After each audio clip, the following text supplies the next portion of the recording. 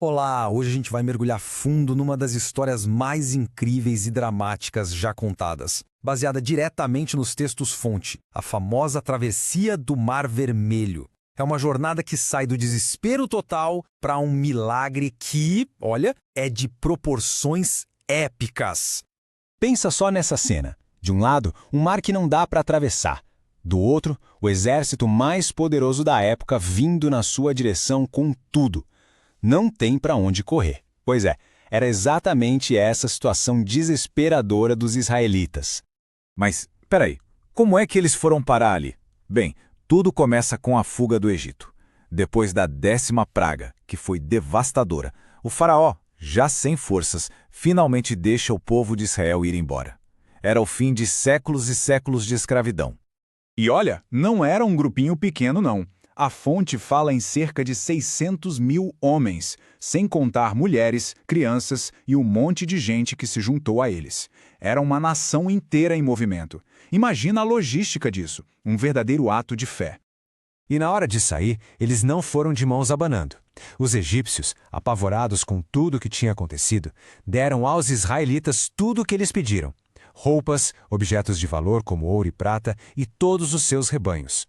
Foi uma partida meio às pressas, mas eles saíram bem equipados. Só que essa sensação de liberdade durou pouco. Assim que os israelitas saíram, lá no palácio bateu o arrependimento. O faraó e seus conselheiros se deram conta. O que foi que a gente fez? Deixamos nossa mão de obra, nossos escravos irem embora. E essa ficha caindo mudou tudo. E é aí que a história vira completamente. Deixa de ser uma fuga e se torna uma perseguição implacável. Aquele gostinho de liberdade que os israelitas sentiram estava prestes a ser testado do jeito mais aterrorizante que existe.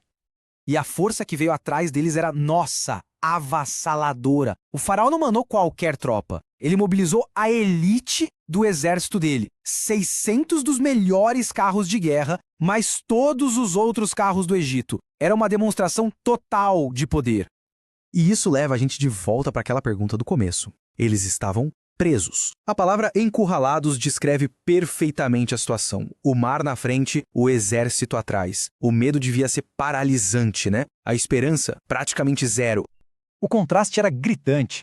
De um lado, um povo a pé, morrendo de medo, sem nenhuma saída aparente. Do outro, uma máquina de guerra super confiante, pronta para esmagar todo mundo. O desequilíbrio de poder era total. Mas aí, do nada, acontece uma coisa totalmente inesperada. Uma intervenção. Uma nuvem desce e fica bem no meio, entre os israelitas e os egípcios. Isso foi crucial, porque impediu o exército de atacar. Deu a eles um tempinho, uma trégua vital. Só que a nuvem era uma solução temporária. A solução definitiva e muito mais impressionante estava para acontecer. É aqui que o maior obstáculo deles vai se transformar num caminho para a salvação. No pico da tensão, Moisés recebe uma instrução divina. Não era para lutar nem para se render. Era um comando bem simples, mas com consequências extraordinárias. Estender a sua vara sobre o Mar Vermelho. O que acontece em seguida é um dos eventos mais famosos da história. Primeiro, um vento muito forte começa a soprar do leste. Depois, o impossível acontece. As águas se dividem. Elas formam duas muralhas gigantes de água. E bem no meio, onde antes era o fundo do mar, surge um caminho seco. Já pensou na cena? Uma nação inteira, milhões de pessoas, com todos os seus animais, andando no meio de duas paredes de água. A travessia durou horas. Foi uma procissão durante a noite. Devia ser ao mesmo tempo assustador e inspirador.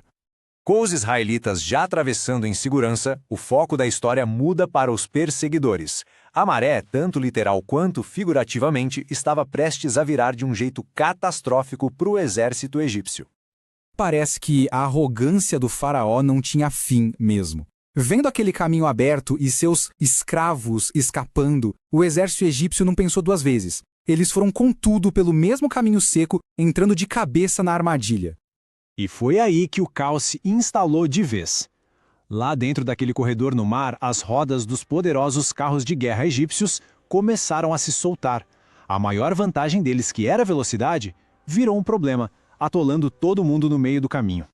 O pânico tomou conta dos soldados. Eles finalmente sacaram que não estavam lutando contra escravos fugitivos, mas contra uma força muito maior. O grito de desespero ecoou. Jeová está lutando por eles. Vamos dar o fora daqui. Mas já era tarde demais. Não tinha mais para onde ir. Eles estavam presos no fundo do mar. A hora que a ficha caiu foi a mesma hora em que a fuga se tornou impossível. E aí vem o momento final. Moisés estende a vara de novo sobre o mar.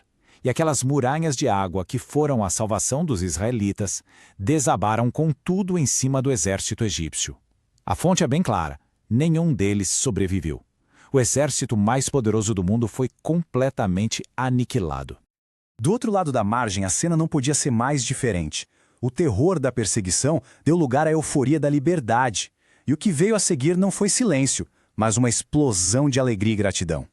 Os homens, liderados por Moisés, começaram a cantar. A canção deles era um testemunho do que tinham acabado de ver. Uma vitória gloriosa, onde todo o poder militar do Egito, os cavalos e os cavaleiros, foi simplesmente jogado no mar.